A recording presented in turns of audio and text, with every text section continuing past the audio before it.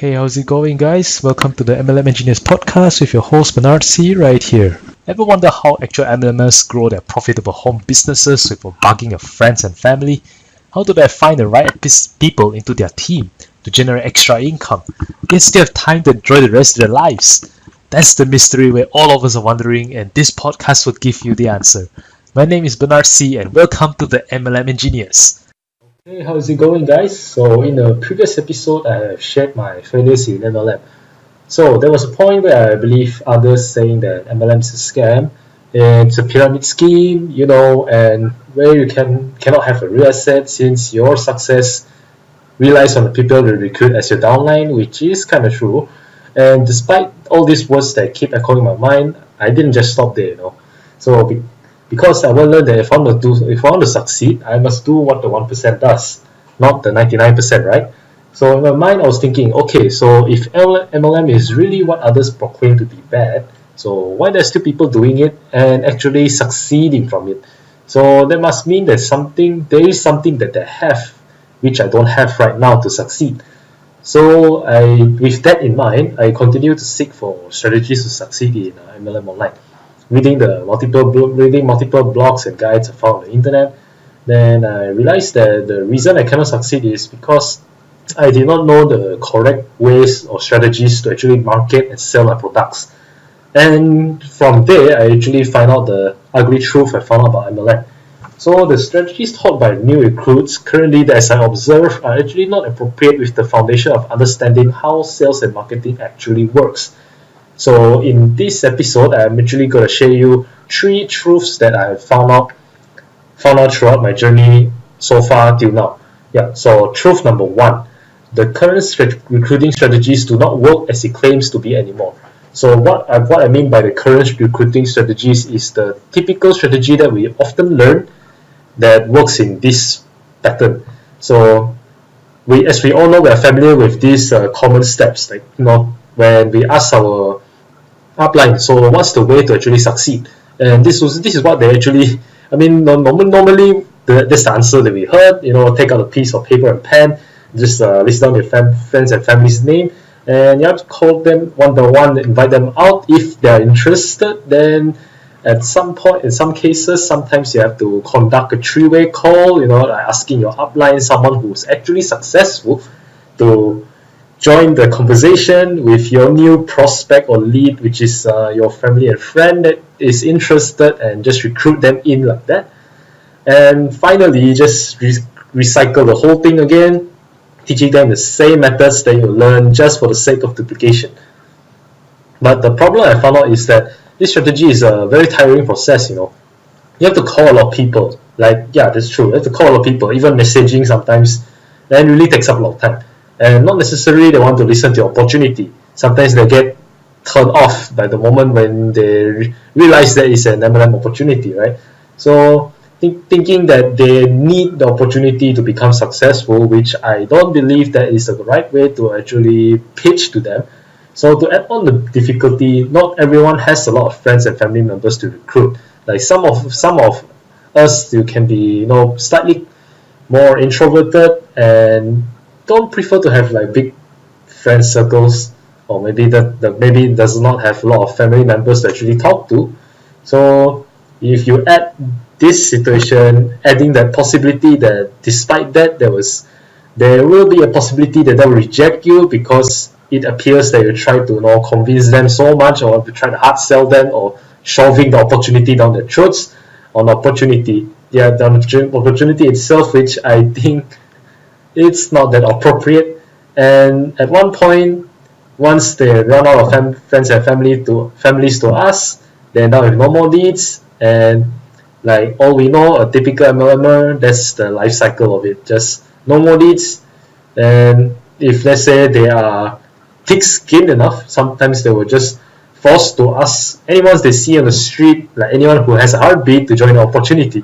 But I know that in my experience so far, most people quit because, well, they were not taught how to get more potential leads. The only thing they know is find friends and family. If not, then that's it. Convince them to join again.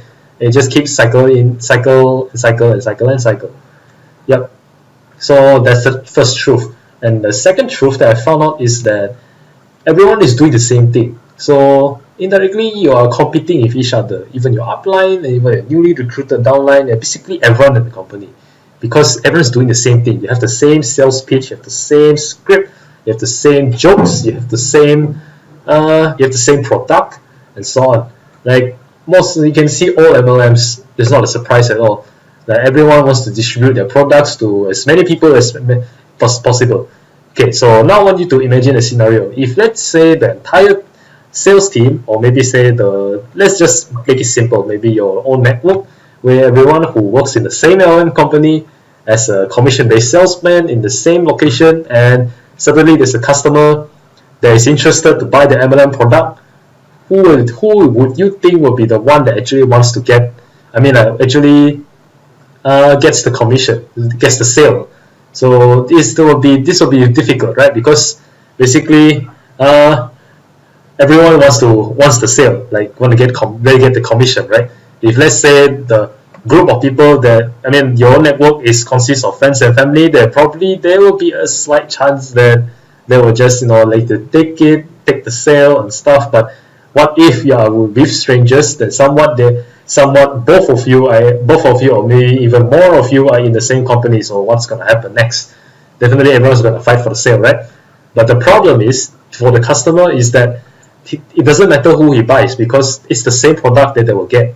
It's just that the only difference will be on the agent side, which is not us commission-based salesmen, where who will be the lucky one to receive the commission, right?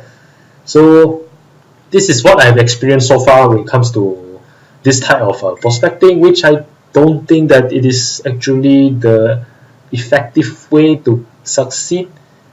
And I bet that top MLMers don't use this strategy after all this research, and I found out nope, they didn't do that. They actually do something else to help them recruit people into their MLM, right?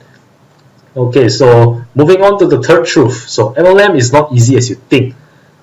Yeah, which is true. Like you have to know a lot of skills, but I believe that it is worth it if you do it right.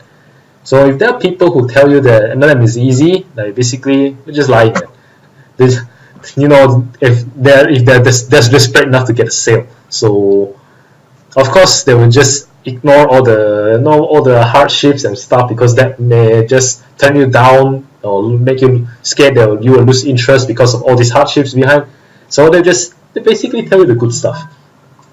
So in this MLM industry, you require really a lot of skill sets in marketing and sales. But most of the time, as I see from most MLM companies that I've known, so most people are not trained in the right way. How do I say that? Because it refers to the procedure that I've talked about when I'm sharing the first truth that I've learned, which is just friends and family. That's all. That's your lead, and that is not correct. So this caused the reputation of MLM to be tarnished and kind of be categorized as a scam or pyramid scheme, because that's a strategy they did, and they're still practicing even until now. So furthermore, many people used to working 40 hours a week to get paid, and somewhat this business does not guarantee that, because it is commission based. So it depends on how many sales that you actually get in a month, and that is actually your pay. So on the bright side, you're actually paid based on the results, and there's no limit to how much you earn, which is true if you do it right, and you actually had a very big network, and also a lot of people buying your products. Sure, why not? There's no limit, right? So aside from it being a good asset, from what I see, my personal opinion on it, personal development is another major benefit that you of course attain as you learn people's skills. You improve your attitude and discipline, because you really need a lot of patience when it comes to MLM. And you need to interact with people, because since network marketing is basically people, everything is people. Yep. And also your discipline itself, like you need to really have to manage your time really wisely, as everyone only has 24 hours. And furthermore, if you're doing part-time, then this will be even more of a challenge. But well, everything that is challenging eventually will reward you well. Yeah. So not to forget, who knows, you may have hidden potential in yourself that you didn't realize until you are forced to use. I mean, forced to actually utilize it, right? So that's my belief on MLM. Yeah. So this, based on what I've experienced so far, this type of industry is good for me because it actually triggers my desire to really learn more, just to become a better person. And that is one part of my goal, to actually grow myself in a really fast pace, because I like to get pressure, as I believe that getting pressured or stress, okay, stress as in positive stress, actually force me to learn and force me to grow. So I actually grow in my comfort zone myself. Yeah.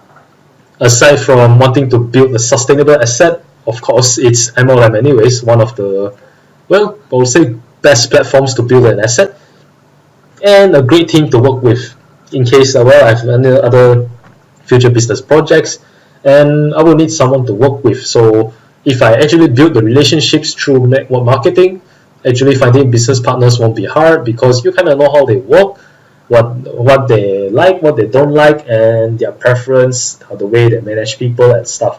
So I would say, yep, network marketing is really a good place to start.